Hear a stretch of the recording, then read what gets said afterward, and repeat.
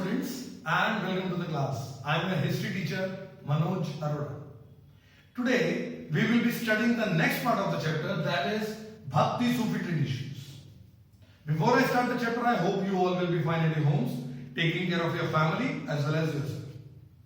In the last video, I have taught you the part of Bhakti traditions and started a little glimpse of the Sufi traditions to you. Today, we will be moving forward with the Sufi traditions. If I talk about the popular practices in Islam, there are 5 practices. Number 1, Shahada. That means that you have to consider there is one God, Allah, and there is only one Prophet Muhammad who has organized this Islam. Namaz or Salah, it was that every Muslim was supposed to have namaz 5 times a day.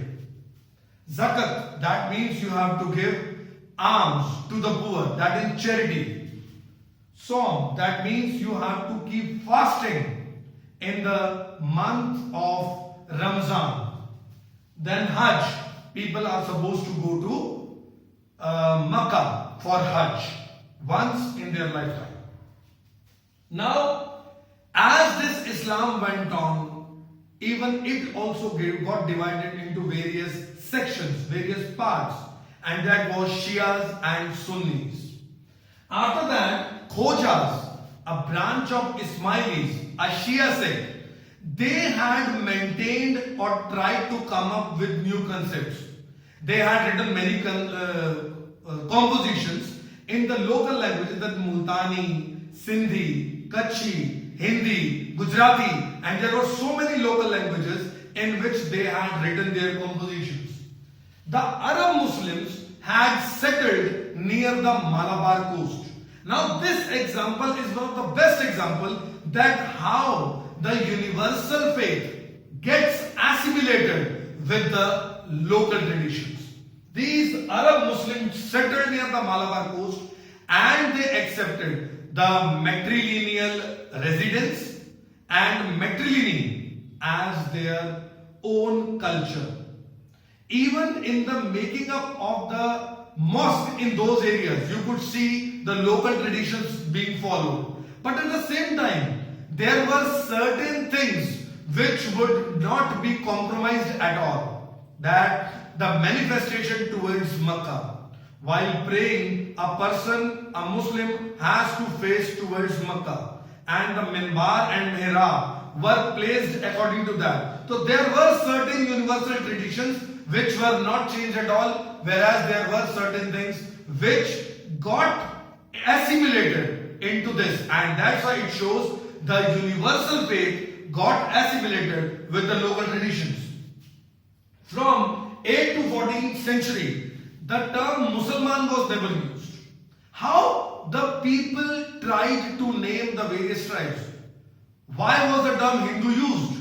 Was it used actually for a religion? No. Anybody, literally anybody who belonged to Hindustan was considered as a Hindu. That's why I'm saying from 8th to 14th century, nowhere the term like Musalman was used. The people, those who belonged to Tajikistan, were called Taziga.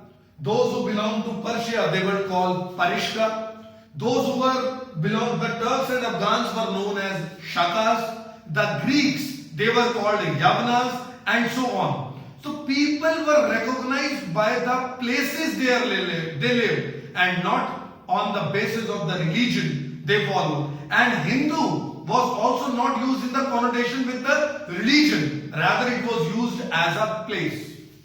Coming up to the growth of Sufism, as Islam went on spreading to the various parts of the world, certain people, they got themselves separated from the main stream of Islam. They were not happy with the way the materialism was added up in their religion. They wanted to start a religion with a concept of personal experience. An Islamic group, they turned to asceticism and mysticism. That means they were totally against materialistic world or collecting money or wealth, which was done in many of the places at that time. Now they were critical to the dogmatic definitions. They were critical to the ways the interpretation of Quran was made, and people were made to understand the wrong concept of Islam, wrong concept given by Quran. These Sufis tried to stay away from all materialistic things. They emphasized on salvation through devotion.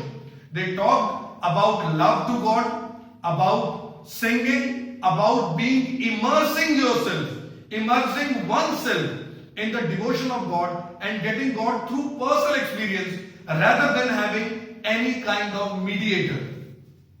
Interpreting Quran through personal, even interpreting the Quran was done through personal experience. That means one has to experience himself or herself rather than going to the big gurus or any of the people, those who are misinterpreting the basic meaning of Islam. Now, a separate part, some of the Sufis, they moved one step further, and in the coming decades, they organized their own communities. And with that, they started making up, establishing hospices.